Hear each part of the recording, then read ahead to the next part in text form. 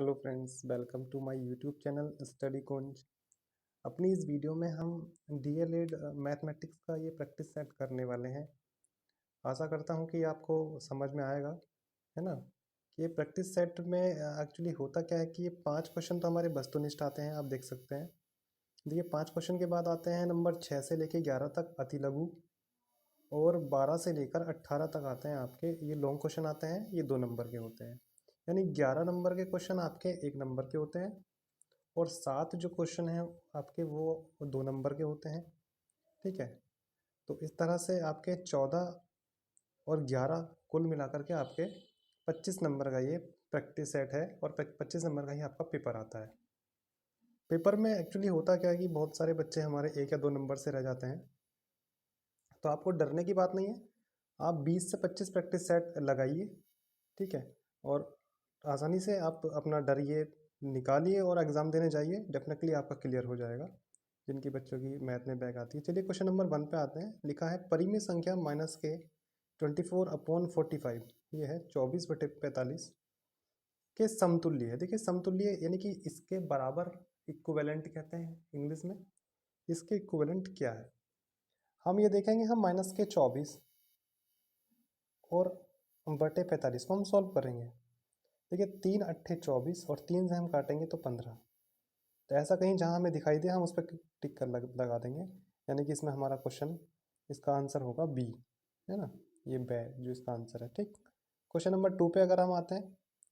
2 पे बोला जा रहा है कि, थोड़ा लार्ज कर देता हूँ, पूर्ण संख्याओं में योग का तत्समक अवयव होता है। देखिए पूर्ण संख्याओं में योग का तत्समक अवयव, योग जो है मैं बताऊँ आपसे, इसे इंग्लिश में कहते हैं एडिटिव आइडेंटिटी। इंग्लिश में कहते हैं इसको एडिटिव आइडेंटिटी, यानी कि कोई ऐसी संख्या बताइए जिसको किसी भी संख्या में जोड़ने पर, मान लीजिए x है आपके पास, x में हम यहाँ पर क्या जोड़ें कि हमारे पास x ही आ जाए, तो ऐसा क्या होता है, वो ज़ीरो होता है। तो इसे हम योग का, है ना, तत्समक कहते हैं, तो ज़ीरो इसमें आंसर हो जाएगा। नेक्स्ट क्वेश्चन पे आते हैं। नेक्स्ट क्वेश्चन में कहा जा रहा है वृत्त के चाप और जीवा द्वारा घिरा हुआ क्षेत्र क्या कहलाता है। देखिए हम एक वृत्त बनाते हैं, ठीक है, हमने वृत्त बनाया, इसका हमने चाप ले लिया और जीवा ले लिया। जीवा जो वृत्त की परिधि पर किन्हीं भी 2 बिंदुओं को मिलाने वाली जो रेखा होती है उसको जीवा कहते हैं। जीवा और ये चाप के बीच जो एक घिरा हुआ क्षेत्र है, इसको हम वृत्त का एक हिस्सा यानी कि वृत्तखंड उसको हम कहते हैं। ठीक है, तो इसको हम वृत्तखंड कहते हैं, इंग्लिश में इसको सेगमेंट कहते हैं। नेक्स्ट क्वेश्चन पे आते हैं। लोग 169 की वैल्यू बतानी है और जिसका आधार 13 हो। ठीक है, यानी उसका आधार जो है, अब मैं बताऊं, ये लोग जो है ये चैप्टर हिंदी मीडियम में आता है 9th क्लास में। अब तो शायद वो भी नहीं आता, अब तो हिंदी और इंग्लिश सभी सेम ही हो चुका है। तो पहले जो सिलेबस था पहले बहुत था, ये 9th क्लास तक का आ जाता है। इसमें ये समझ लीजिए आप, ये बीटीसी में कक्षा 10 तक का पूछा जाता है। ठीक है, कोई कोई क्वेश्चन ट्रिग्नोमेट्री से रिलेटेड 10th क्लास का भी पूछ लेते हैं, 4th सेम में पूछते हैं, लेकिन ये जो प्रैक्टिस सेट मैंने बनाए हैं वो 2nd और 3rd सेम के लिए है। दोनों में ये काम करेगा, 2nd सेम में भी और 3rd सेम में भी। देखिए हम लिखते क्या है, हम लोग को, हम 169 को आधार 13 पर ही लिखेंगे। तो हम आधार 13 पर 169 को ये लिख सकते हैं 13 की पावर, है ना, 2, यानी 13 की घात 2। और लोग का रूल है, जो ये घात है ये शुरू में आ जाती है। ठीक, तो हो जाएगा हमारे पास 2 लोग 13 बेस 13, और लोग 13 बेस 13 की वैल्यू हो जाती है 1। तो हमारा आंसर आ जाएगा 2 × 1 = 2। ठीक है, देखिए ये कुछ लोग के रूल्स हैं कि जो लोग में जो पावर होती है वो शुरू में आ जाती है। अगर आपको ये भारी लग रहा है, थोड़ा सा डिफिकल्ट है क्वेश्चन, आपकी समझ में नहीं, आपने पढ़ा नहीं है, तो आप उसको छोड़ सकते हैं, है ना। कहते हैं ना, लेकिन टिक टिक तो लगानी है, 4 ऑप्शन है, तो आप किसी पे भी टिक लगाएंगे तो हो सकता है आपका सही भी हो जाए, तुक्का सही बैठ जाए। ठीक है, तो आप समय बर्बाद ना करें। सबसे मेन चीज़ तो यह है कि जो चीज़ नहीं आती है उस पर समय बर्बाद ना करें। देखिए नेक्स्ट क्वेश्चन कह रहा है कि 1 वर्ग मीटर बराबर है, आप एक वर्ग बनाएंगे, इधर भी 1 मीटर है, इधर भी 1 मीटर है, तो 1 वर्ग मीटर हो जाएगा। लेकिन चारों ऑप्शन हमारे सेमी में दिए हुए हैं, तो हम क्या करते हैं, इधर 100 सेमी और इधर भी 100 सेमी। तो 100/100 कितना हो जाएगा, तो 100 की 100 से मल्टीप्लाई कर दीजिए, तो एक के आगे 4 जीरो हमारे आ जाएंगे, तो जो भी ऑप्शन इसमें सही होगा यानी कि ये सही है। ठीक है, अब ऐसा ही नेक्स्ट क्वेश्चन, लोग 10 की पावर 1 का मान निकालो, क्वेश्चन नंबर 6 में। देखिए लोग 1 का वैल्यू बतानी है आधार 10 पर। देखिए फिर से मैं बता रहा हूँ आपसे, लोग, हम 1 को क्या लिख सकते हैं आधार 10 पर, 10 की घात 0। ठीक, यानी किसी भी कोई भी संख्या हो अगर उसकी घात 0 है तो उसकी वैल्यू 1 होती है। तो मैंने 1 को लिख दिया 10 की घात 0, 0 आ जाएगा शुरू में, तो 0 और क्या हो जाएगा, लोग 10 बेस 10, है ना। देख लीजिए यहाँ पे हमारा हो जाएगा 0 मल्टीप्लाई लोग 10 बेस 10, और इसकी वैल्यू हो जाती है पूरे की 1। तो 0 मल्टीप्लाई 1 इज इक्वल टू क्या हो जाएगा, 0। ठीक है, इसकी वैल्यू आंसर जो आएगा वो 0 होगा। नेक्स्ट क्वेश्चन, 9 तथा 16 का मध्यानुपाती होगा। देखिए क्वेश्चन में कहा जा रहा है 9 और 16 का मध्यानुपाती होगा। चलिए मैं आपको बताता हूँ, हम एक तरफ 9 लिखेंगे, ठीक है ना, और हम एक तरफ 16 लिखेंगे, और वो कह रहा है मध्य अनुपाती, तो मध्य अनुपाती हम मान लेंगे x होगा। और जब भी कभी ऐसा सिचुएशन आ जाए आपके पास ये 3 डिजिट हो जाती है, मान लो 3 संख्या हो जाती हैं, 1 2 और 3, तो हम बीच वाली संख्या को 2 बार लिखेंगे। अब 2 बार कैसे, हम इसको लिखेंगे 9 अनुपात x समानुपात x अनुपात 16। और एक ये समानुपात का रूल होता है कि बीच वाली संख्याओं का गुणनफल बाहर वाली संख्याओं के गुणनफल के बराबर होगा। तो हमारा हो जाएगा एक्स स्क्वायर बराबर 16 नम्मा 144, हमारा हो जाएगा X square is equal to 144। ठीक है, और जब एक्स की वैल्यू निकालेंगे तो अंडर रूट 144, और 144 का जो वर्गमूल होगा वो 12 होगा, तो इसकी वैल्यू आ जाएगी, मध्यानुपाती क्या होगा, 12 आ जाएगा।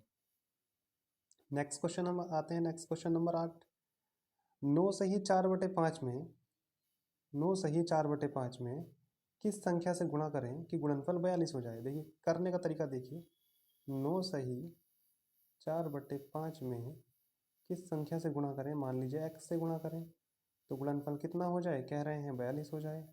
तो यहाँ पे आप x का मान निकाल देंगे, आंसर हो जाएगा। देखिए 9 पंजे 45 और 4 49, ये हो जाएगा आपका 49/5 और गुणा x और इजिकल टू 42 42। देखिए कट कर दीजिए, 7 छंग 42 और 7 सत्ते 49। अब 5 जाएगा इधर मल्टीप्लाई में तो हो जाएगा 30, और 7 जाएगा इधर नीचे आ जाएगा, तो x का मान आ जाएगा 30/7। ठीक है, इसका मान कितना हो जाएगा, 30/7। तो 8वें क्वेश्चन का हमारा आंसर हो जाएगा 30/7। क्वेश्चन नंबर 9 कह रहा है 114 380 133 का में से होगा। देखिए में से उसे कहते हैं कि हम फैक्टर कर लेते हैं, 2 मेथड होती हैं में से निकालने की, है ना। इसको इंग्लिश में HCF कहते हैं या GCF भी कह देते हैं, ग्रेटेस्ट कॉमन फैक्टर या हाईएस्ट कॉमन फैक्टर। आप तीनों के फैक्टर कर दीजिए, जो सबसे बड़ा फैक्टर होगा वही इसका HCF होगा। देखिए 14 में अगर 114 में देखें तो 19 के पहाड़े में आता है। ठीक है, आई थिंक 19 छंग 114 है ना, और 380 भी 19 के, 380 के भी अगर करें तो 19 गुणा 20। ठीक है, और अगर हम 133 को भी ले लें तो 19 सत्ते 133, मतलब वो कर सकते हैं, आप फैक्टर कर सकते हैं। मैं देख रहा हूँ कि सबसे कॉमन जो है वो 19 तीनों में है, तो इसकी एस्केप हो जाएगी, 19 हो जाएगी। ठीक, क्वेश्चन नंबर 10 पे आते हैं। 1 नंबर के क्वेश्चन है, अगर आप डायरेक्टली इस तरह से कर देते हैं तो भी आपको नंबर मिलेगा इस तरह से। इधर यहाँ लिखेंगे 380 के फैक्टर आप इस तरह से, इधर लिखेंगे आप 133 के फैक्टर इस तरह से, तो बस तीनों में कॉमन 19, तो नीचे लिख देंगे HCF, कितना हो जाएगा, वो 19 हो जाएगा। नेक्स्ट क्वेश्चन हमारा आता है, -4/9 का गुणात्मक प्रतिलोम क्या होगा। देखिए गुणात्मक प्रतिलोम को ही इंग्लिश में क्या कहते हैं, इसको कहते हैं मल्टीपल आइडेंटिटी। ठीक है, तो -4/9, ठीक, -4/9 का जो मल्टीपल आइडेंटिटी होगा वो 9/-4 हो जाएगा, बस उल्टा हो जाएगा, फ्रैक्शन घूम जाती है, तो ये मल्टीपल आइडेंटिटी होता है। ठीक है, अगर आपसे पूछ ले एडिटिव आइडेंटिटी, तो आप एडिटिव आइडेंटिटी क्या बताएंगे, यानी आपसे अगर ये पूछ लिया जाए क्वेश्चन में कि गुणात्मक प्रतिलोम नहीं योगात्मक प्रतिलोम बताइए, तो इस -4/9 का योगात्मक प्रतिलोम हो जाता +4/9। ठीक है, और आपसे गुणात्मक पूछा है यहाँ पर, तो गुणात्मक के लिए फ्रैक्शन घूम जाती है। ये कुछ पॉइंट्स हैं, आप लिख सकते हैं, फ्रैक्शन घूम जाएगी। क्वेश्चन नंबर 11 में कह रहा है इसका मान होगा, थोड़ा डीपली कर लेते हैं।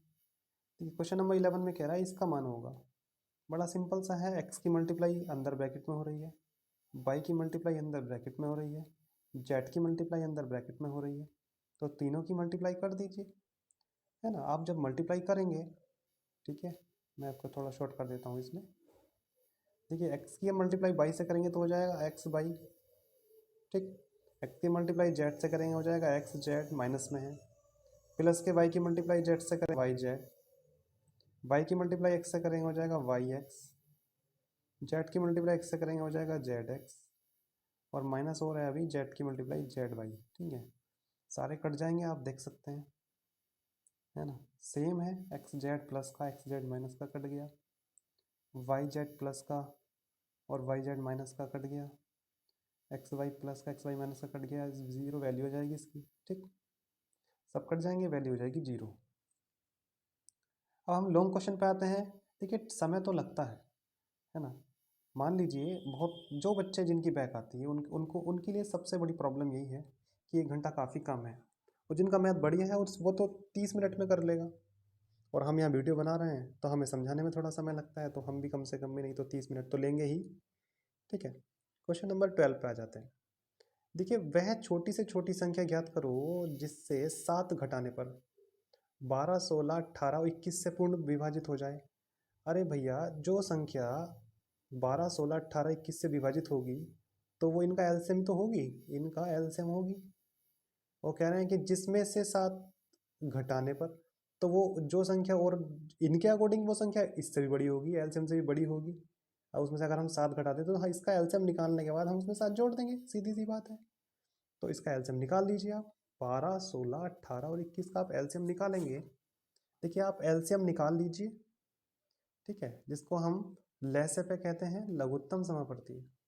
आई थिंक इसका एलसीएम 1008 आएगा, और उसमें आप 7 जोड़ देंगे।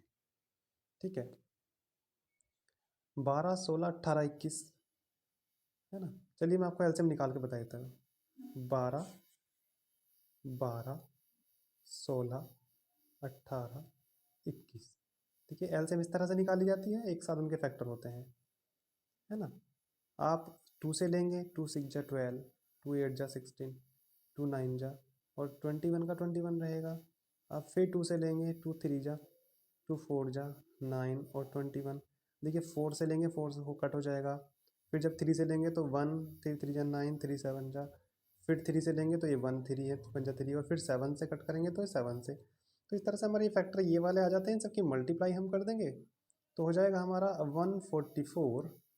अब आप कहेंगे 144 कैसे आया, 2 2 जा 4, 4 जा 16, और 16 की 9 से मल्टीप्लाई तो 144, और उसकी 7 से मल्टीप्लाई कर देंगे, नीचे 7 भी है, तो सारी मल्टीप्लाई करेंगे तो लगभग 1008 इसका एलसीएम आएगा, आई थिंक, है ना। 7 चौक 28 का 8 कैरी 2, ठीक है, 7 चौक 28 30 का 0, वो लग जाएगा कैरी 3, 3 10, हाँ, और इसमें 7 ऐड कर देंगे जो मैंने ऐड करने वाली बात बताई थी आपको। तो इस तरह से हमारा 1015 जो इसका आंसर आ जाएगा। ठीक है, आगे क्वेश्चन पे जाते हैं। ठीक है, 1015 इसका आंसर आ जाएगा। क्वेश्चन नंबर 13 पे जाते हैं। देखिए 13 जो क्वेश्चन है बहुत वेरी वेरी इंपॉर्टेंट क्वेश्चन है। ए बी की वैल्यू दी है, ए माइनस वी की वैल्यू दी है, और ए की 3 बी की 3 की वैल्यू पूछ रहा है, तो क्या होगी वैल्यू। क्वेश्चन एक सिंपल क्वेश्चन इसमें बनता है कि अगर यहाँ पे प्लस देता वो आपको, तब तो बड़ा सिंपल सा, दोनों ओर का क्यूब कर दीजिए तो हो सकता है कि इसकी वैल्यू निकल जाए। लेकिन हमें क्वेश्चन दिया है माइनस, तो ये थोड़ा सा घुमा के क्वेश्चन दिया होता है, लेकिन इसलिए इसी वजह से ये इंपॉर्टेंट है। देखिए जो चीज़ भारी है और जो आपको नहीं आती, समझो वो इंपॉर्टेंट है। ए माइनस बी की वैल्यू से हम सबसे पहले ए प्लस वी का वैल्यू निकालेंगे। देखिए कैसे निकालेंगे, फॉर्मूला होता है, मैं आपसे बताऊं। ए माइनस बी का जो होल क्यूब होता है इज इक्वल टू, उसके लिए हम लिख सकते हैं ए प्लस वी का सॉरी क्यूब नहीं, स्क्वायर है ना, यहाँ भी मैं गलत बोल गया था। ए माइनस बी का square is equal to A plus B का स्क्वायर। आप कहेंगे सर ऐसे कैसे हो जाएगा, बराबर तो नहीं है। तो अभी हम इसमें से 4 ए भी घटा दें तो बराबर हो जाएगा, क्योंकि जब हम इसको खोलेंगे ए प्लस बी का होल स्क्वायर खोलेंगे तो प्लस के 2 ए भी आता है लास्ट में, और जब माइनस के 4 ए भी है, 4 में से 2 गया तो माइनस के 2 ए भी बचेगा, यानी इसके इक्वल हो जाएगा। ये फॉर्मूला है हमारा। इस फॉर्मूले में हम वैल्यू पुट कर देंगे। ए माइनस बी की जगह रखेंगे हम 4, यहाँ पे 4, और 4 का स्क्वायर भी तो हो जाएगा 16, और यहाँ ए बी की जगह रखेंगे हम 5, 5 चौक 20, और ये माइनस के 20 इधर जाके 16 में जुड़ेगा, तो हमारे पास हो जाएगा ए प्लस बी का जो स्क्वायर बनेगा हमारे पास, ठीक है, यहाँ कर देता हूँ मैं नीचे, तो बनेगा हमारे पास ए प्लस बी का होल स्क्वायर बनेगा हमारे पास 36, और ए प्लस बी की वैल्यू हमारे पास आ जाएगी 6, ठीक। और इधर स्क्वायर इधर अंडर रूट हो जाएगा। अब हम दोनों, और अब हमारे पास ए प्लस बी की वैल्यू है, और अब हम आसानी से ए की 3 बी की 3 की वैल्यू निकाल सकते हैं। हम क्या करेंगे, हम दोनों ओर का कर देंगे क्यूब। ये हमारे पास हो जाएगा 216, और ये हमारे पास हो जाएगा ए की पावर 3 प्लस बी की पावर 3 प्लस 3ab, और ब्रैकेट में ए प्लस बी, ये होता है। ए प्लस बी की जगह रखेंगे हम क्या, 6, जो हमारा अभी निकला था यहाँ पे। ए बी की जगह रखेंगे हम 5, और 3 की 5 की और 6 की मल्टीप्लाई हो जाएगी। भाई 3 और ए बी और ए प्लस बी तो गुणा में है, तो 5 दिया 15 छक्का 90, और ये 90 इधर जाके 216 में से घट जाएगा, तो हमारी ए की 3 बी की 3 की वैल्यू आसानी से निकल जाएगी, ठीक है। 216 में से 90 जाके घट जाएगा उधर, तो हमारी वैल्यू ए की 3 और बी की 3 की आसानी से निकल जाएगी, ठीक। इस ढंग से आप कर सकते हैं, ठीक। नेक्स्ट क्वेश्चन में पहुंचते हैं। देखिए नेक्स्ट क्वेश्चन में कह रहा है कि ए प्लस बी का होल क्यूब और माइनस ए माइनस बी का होल क्यूब है। क्वेश्चन थोड़ा लेंदी है।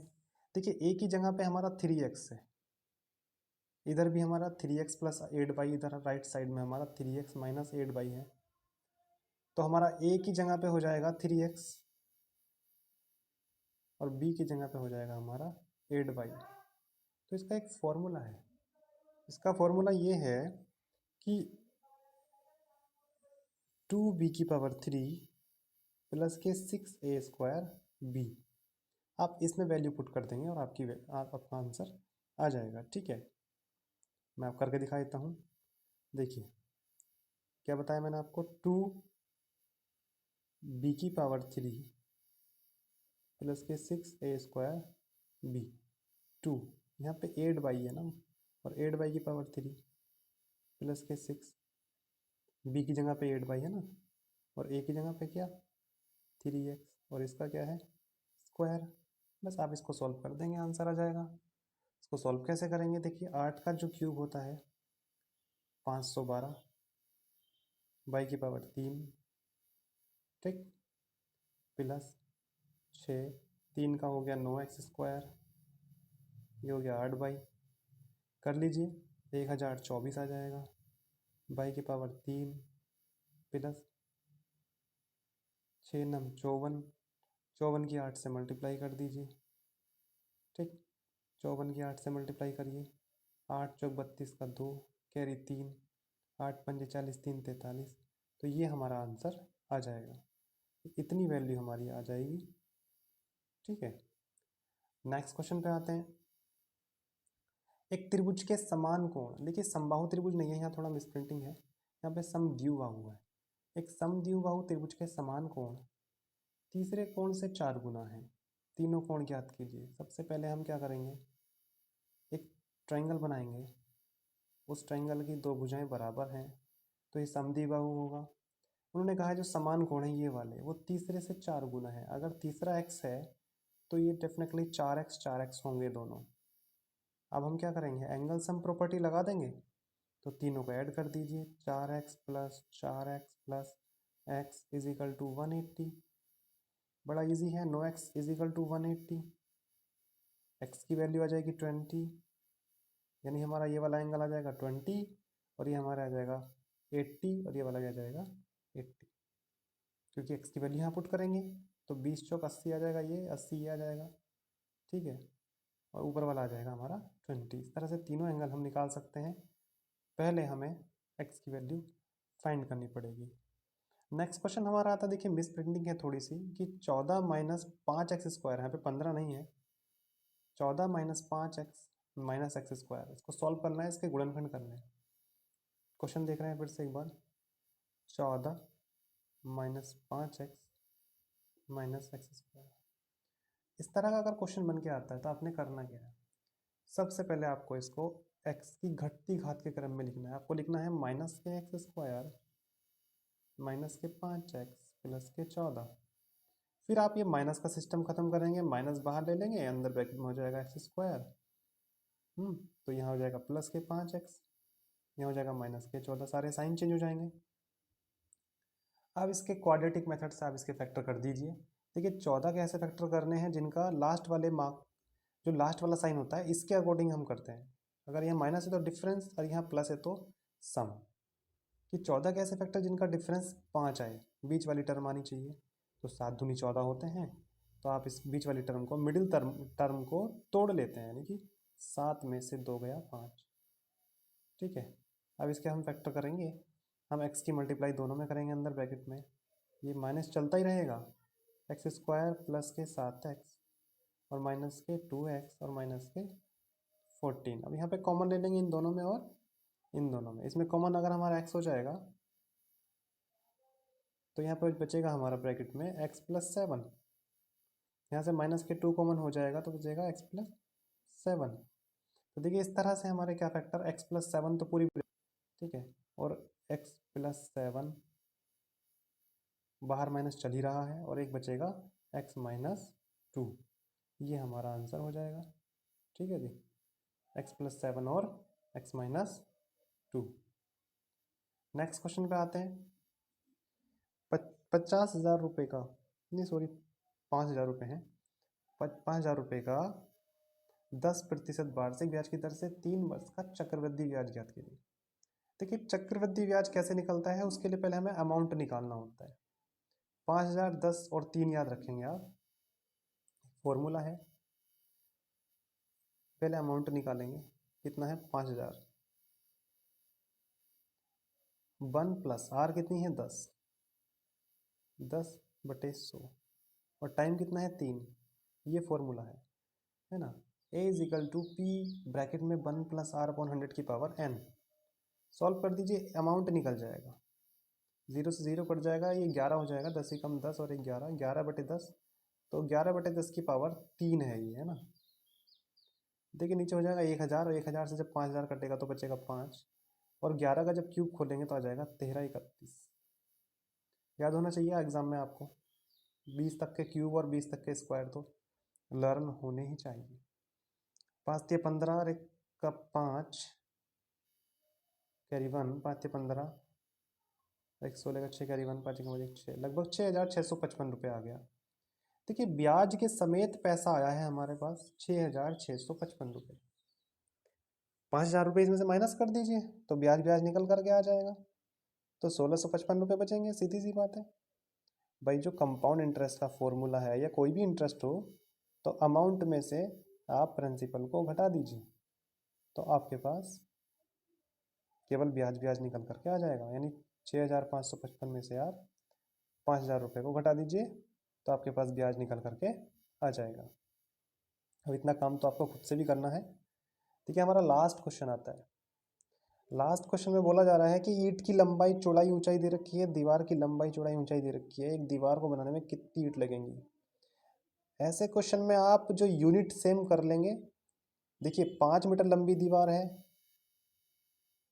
ना, मैं यहीं पे कर देता हूँ आपको थोड़ा, चलिए करते हैं।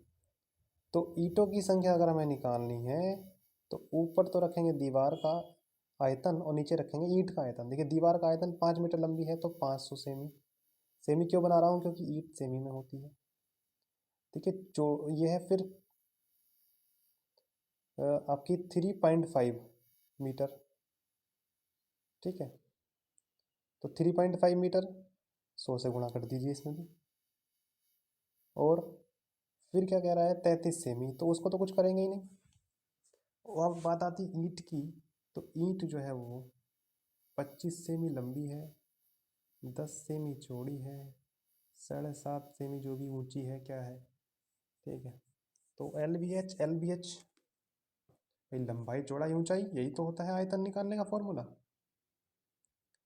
अगर आपको नहीं आता है तो आप प्लीज़ ये फॉर्मूला कहीं से लर्न कर लीजिए, है ना। फॉर्मूला को वैसे प्लूरल में फॉर्मूले ही कहते हैं, तो ये आप फॉर्मूले लर्न कर लीजिए। मोस्टली तो आपको मेंसुरेशन में ये फॉर्मूला बेसी होती है, तो उसको लर्न करना होता है ना। सॉल्व कर लेंगे, देखिए पॉइंट से तो पॉइंट क्लियर हो जाएगा, है ना। एक ज़ीरो से एक ज़ीरो भी क्लियर हो जाएगा इसका। आप सॉल्व कर लीजिए इसको। कट करना अगर आपको आना चाहिए, 25 दूनी 50, यहाँ आ गया 20, ठीक है। और 15 से नहीं कटेगा, सॉरी 5 से कटेगा, 5 सत्ते 35, और 5 से कटेगा ये 15, है ना। और 5 दिया 15, और 5 चौक 20, और ये 3 से कट जाएगा 11। तो कुल मिला के जो भी हम सॉल्व करेंगे इसको, तो सॉल्व करने के बाद हम देखेंगे लगभग 1080 ईंटें इसमें आ जाएंगी, है ना। मैं रफली सॉल्व कर चुका हूँ अलग से, तो इस वजह से यहाँ पे मैं बता रहा हूँ आपको कि आप इसको कट करेंगे तो लगभग 1080 ईंटें ये आ जाएंगी, है ना। चलिए, इस तरह से हमारा ये 18 क्वेश्चन हो जाते हैं। और रही बात टाइम को कैसे कंज्यूम करेंगे आप टाइम, देखिए मोस्टली जो दिक्कत आती है टाइम की, आप जहाँ पर अटक जाते हैं फिर आप वहीं पर अटके रहते हैं। आपको जो क्वेश्चन, चाहे वो आपने रट्टा लगाया हो या आपको आता हो, जिस चीज़ पर आपकी कमांड बढ़िया है, आप पहले वो क्वेश्चन करेंगे। और मेरा मानना तो ये है, देख लीजिए ये जो क्वेश्चन है, अगर आप इनमें तुक्के भी लगाएंगे ना 5 वस्तुनिष्ठ में, तो भी हो जाता है। तो इनको तो लास्ट में ही करें, सबसे लास्ट में। तो सबसे पहले आप अगर ये लॉन्ग क्वेश्चन से करना स्टार्ट करें तो आपके लिए बहुत ही बेटर होगा। अगर इसमें सब 4 क्वेश्चन भी सही कर लेते हैं तो 4 × 2 = 8 नंबर आपके कहीं नहीं गए। और इन बाकी के 11 क्वेश्चन में अगर आपके 4 नंबर भी आते हैं तो डेफिनेटली आपका पेपर क्लियर होगा। आशा करता हूँ वीडियो आपको अच्छी लगी होगी। सेकंड वीडियो में और अच्छा प्रयास करेंगे, है ना, दूसरे प्रैक्टिस सेट में। चैनल को सब्सक्राइब कर दें, और मैं इसका दूसरा सेट जल्दी लेकर आऊँगा। Thank you so much.